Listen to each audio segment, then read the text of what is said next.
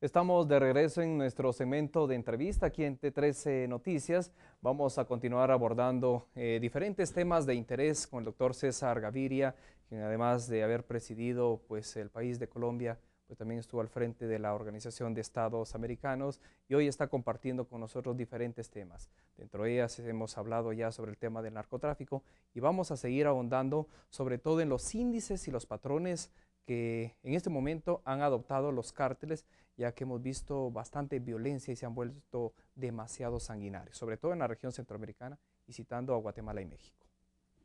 Sí, efectivamente es así, y eso es consecuencia de que la intervención de los carteles en la inmigración a Estados Unidos es lo que en gran medida está generando esa cantidad de muertos que se haya vuelto tan peligroso. eh, eh, y, y volvemos a lo mismo, o sea, y los países pueden avanzar. Yo, por ejemplo, creo que México va a controlar su violencia, va a controlar su seguridad, pero el flujo de drogas a Estados Unidos es imparable. Y eso ya ha estado demostrado de mil maneras, y porque ya vimos, de la zona andina está saliendo la misma cantidad de droga que salía antes. Puede que de Colombia salga un poco menos, pero de la zona andina está saliendo la misma cantidad o un poco más, porque los consumos están aumentando en Latinoamérica, están aumentando en Europa, están yendo hasta África, están yendo al Asia. Entonces, en realidad lo que está pasando es que ha ido creciendo a pesar del esfuerzo descomunal que se hizo por todos estos años, casi una década, de luchar contra las plantaciones, de fumigar, que es una cosa que Colombia es el único país que lo hace, y sin embargo al final uno va a hacer un balance y ve eso, una mejoría significativa en la seguridad, pero una cosa en narcotráfico que es simple desplazamiento de un país a otro, pero que no consolida ningún resultado. Y ese desplazamiento del cual usted nos habla, pues se está dando actualmente, ya que los carteles mexicanos, sobre todo, han venido a posicionarse de territorios, en el caso de Guatemala, que hace unos años, pues totalmente no estaban, pues, en la línea de estos grupos criminales y Claro, organizados claro, mexicanos. y Guatemala tiene instituciones y un Estado mucho más débil que el Estado mexicano. Totalmente. O sea, no tiene los recursos y la capacidad que tiene el Estado mexicano. Entonces no es sorprendente para nada que se vengan acá, no es sorprendente para nada, es una consecuencia lógica. Es que el narcotráfico es un fenómeno, como se maneja hoy, incontrolable, incontrolable porque uno lo apaga aquí y le aparece inmediatamente en otra parte. Y sobre todo que no está respetando las fronteras, no respeta el tema de la seguridad, simplemente se han internacionalizado de tal manera que ha sido imparable. Así es, y el flujo de drogas a Estados Unidos es el mismo de antes, a pesar del inmenso esfuerzo que se ha hecho, y ya ellos tienen que mirar sus políticas, saber cómo las modifican, cómo las cambian, qué cambian. Entre otras cosas, en Estados Unidos, por ejemplo, en relación con la marihuana, lo que hay hoy es una enorme tolerancia. Más allá de si el referendo de California pasó o no pasó, lo que se siente y lo que se nota y lo que todo el mundo dice es que la tolerancia al uso de la marihuana es un problema que por completo los desbordó. No es solamente California, es todo el país, todo el país. Y no solamente en California se habla de legalización, en todo el país casi el 40% de los ciudadanos es favorable a esa posibilidad, a una posibilidad que es complicada, por lo que decíamos, porque todas las drogas necesitan controles. Y sin embargo, la gente está tan fatigada y tan desesperada que empieza a moverse por alternativas que no tienen mucho sentido y sin embargo lo están haciendo, precisamente como reflejo del fracaso de la política. Y partiendo de ese tema de la legalización, pues también pesa mucho el tema educativo. Podemos citar, por ejemplo, al país de Holanda, en donde pues las condiciones académicas y culturales pues son otras y se han dado pues de alguna manera la apertura sobre el tema de la marihuana, pero que en países como los nuestros, con índices sobre todo de pobreza, pobreza extrema y otros flagelos sociales y económicos que afectan, pues es un poco difícil también poderlo Sí, implementar. en Europa hay tres países que actúan con mucha liberalidad. Esto es que le ayudan mucho a los adictos, liberalidad en ese sentido, que son Suiza, Portugal y Holanda. En Holanda el problema que han tenido es el turismo francés. a consumir droga a Holanda. Y pues como hay libertad de movimiento, son ciudadanos europeos, es un tema que no han podido controlar, pero la experiencia más reciente y más interesante es la de Portugal. El año pasado salieron estadísticas de los últimos 5 años, liberalizaron bastante el consumo de drogas, lo despenalizaron por completo, y ni les ha aumentado el consumo, les ha disminuido la violencia, o sea, es una política que ha funcionado con bastante... Ha sido favorable. Ha sido bastante favorable, ha sido bastante favorable. Yo no sé por qué los norteamericanos no miran a Europa y se aferran a decir que no hay alternativas. Claro que hay alternativas. En este caso, Estados Unidos estaría pecando por omisión de no voltear los ojos al viejo continente y no retomar algunos logros que se han dado allá y continuar aquí con algunas políticas que no... Yo no entiendo por qué los norteamericanos dicen que la política es fracasada, pero que no hay otra y que no hay alternativas. Sí hay alternativas. Sí hay alternativas a la política que se aplica. Y obviamente cada país hace lo que le parece. Tiene que regular de todas maneras todas las drogas, porque todas son dañinas. Las tiene que regular, no las debería legalizar.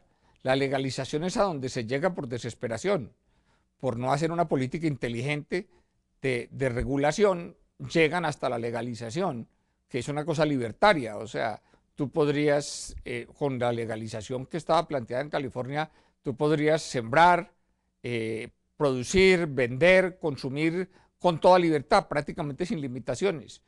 Una cosa que es bastante desproporcionada. Eso no es el tipo de giro que se necesita. Se necesita es no meter la gente a la cárcel, pero las regulaciones hacen falta y a ese país lo están, por lo menos en el tema de la marihuana, lo está desbordando el problema. Y el consumo de cocaína no ha crecido, tampoco ha decrecido, pero el de metanfetaminas ya es superior al de cocaína. Ya hay más adictos a las metanfetaminas, que son totalmente incontrolables porque son pasticas. Ya hay más consumo de metanfetaminas, de drogas de diseño, como las llaman, que de cocaína. Lo que pasa es que las metanfetaminas no son compatibles con el alcohol y la cocaína sí, y por eso mantienen los consumos, pero cada vez les va a ser más difícil controlar eso. La marihuana ya la perdieron, las metanfetaminas también, o sea, eso es incontrolable. Y regresando al tema de Colombia, pues yo recuerdo el caso de Pablo Escobar, un caso muy sonado, pues un capo que se había identificado incluso con el apoyo que brindaba él a ciertos sectores, como capo de un importante pues, cartel. Falleció, se capturaron, aparte de su jerarquía que mantenía él en su cartel. Sin embargo, pareciera que en Colombia pues el flagelo aún continúa después de este suceso. Hubo un cambio fundamental. La cantidad de droga que sale de Colombia, que sigue siendo como el hub, el centro de distribución, es igual o mayor que antes, pero los carteles son mexicanos, ya no son colombianos. Es un cambio que se dio como fruto de que Estados Unidos fue muy exitoso en controlar el tráfico de drogas a través del Caribe, y el tráfico de drogas empezó a dar por el Pacífico.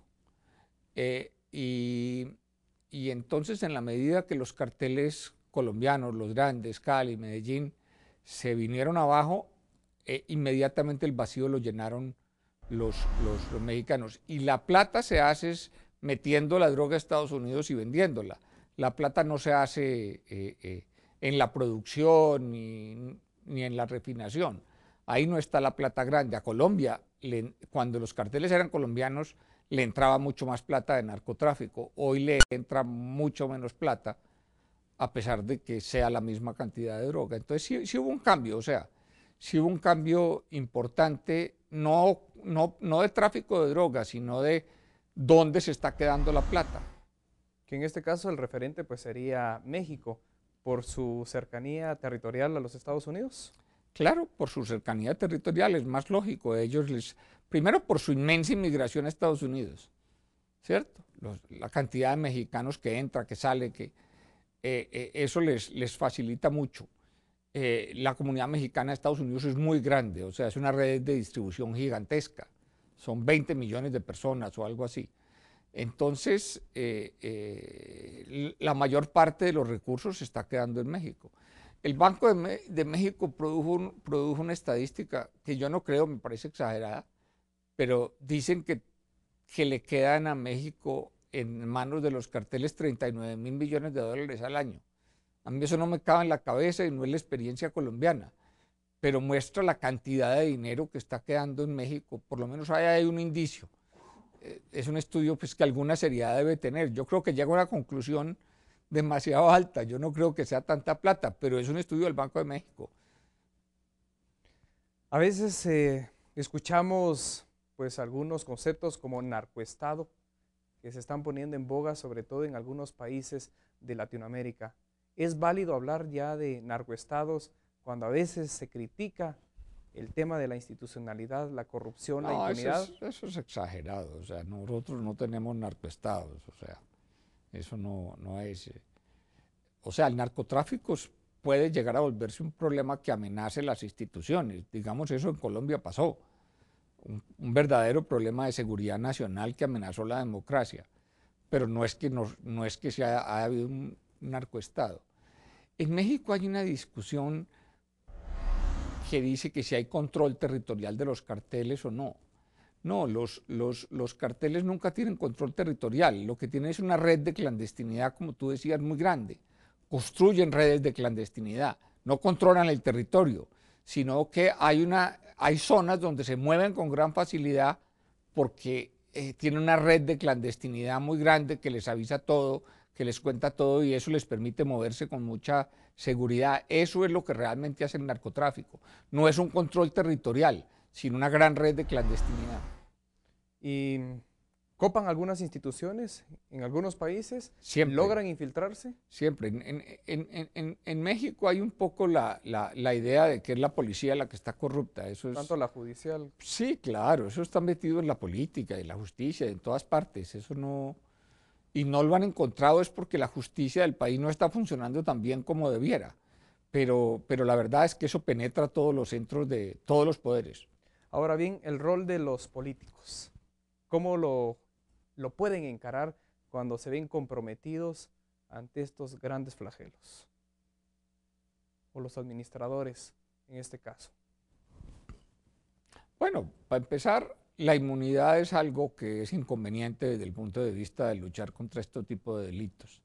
Esas inmunidades que adquieren los congresistas en tantos países.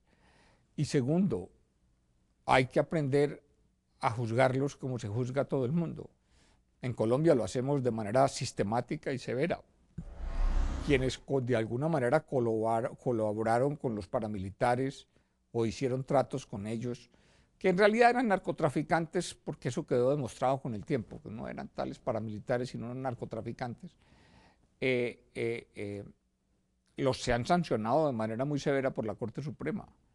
Y hay muchos en la cárcel, como demostración de que la justicia es muy importante y funciona. Tú tienes que llegar a esos niveles, tienes que llegar a los gobernadores, tienes que llegar a los parlamentarios, tienes que llegar, porque eso es lo que hace que realmente se pueda controlar por lo menos la seguridad.